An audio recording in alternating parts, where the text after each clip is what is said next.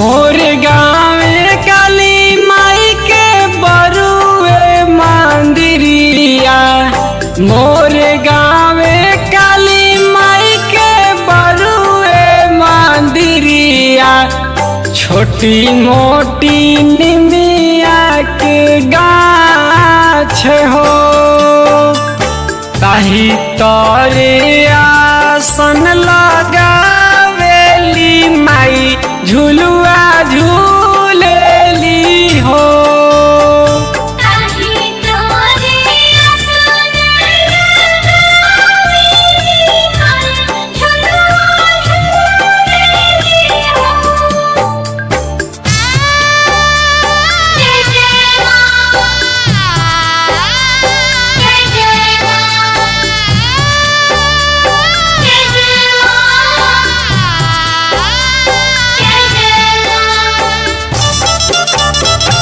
साई recording studio बिल्टा।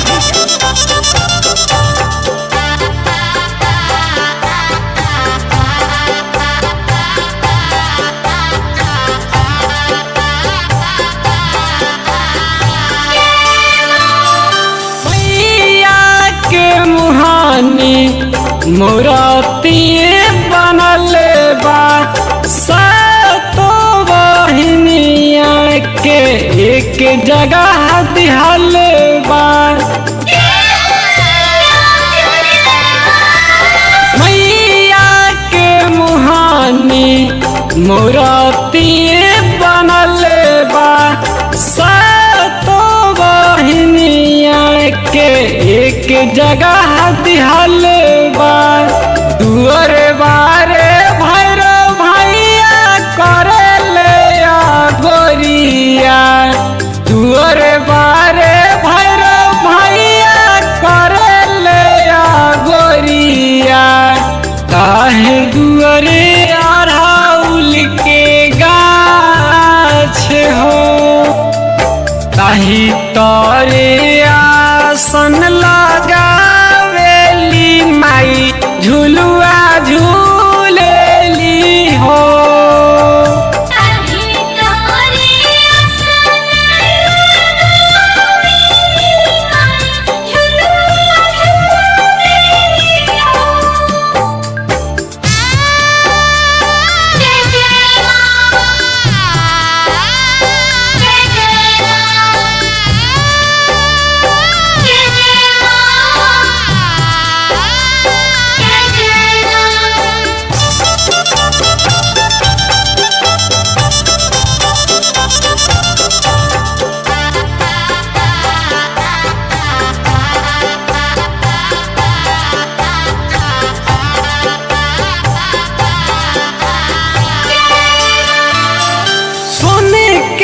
कटोरवा में अखिया लगल बा।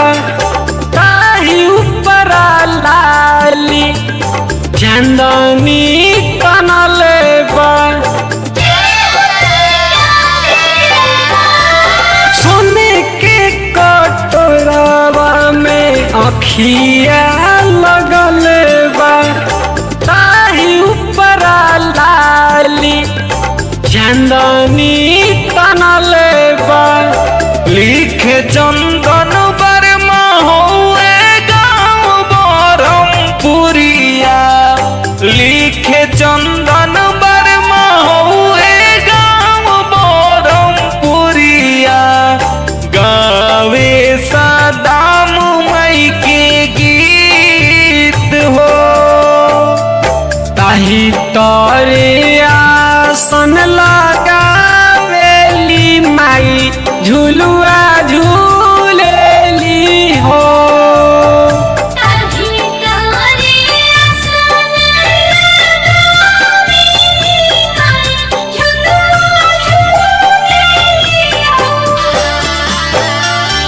मोर गाँव काली माई के बरुए मंदिरिया।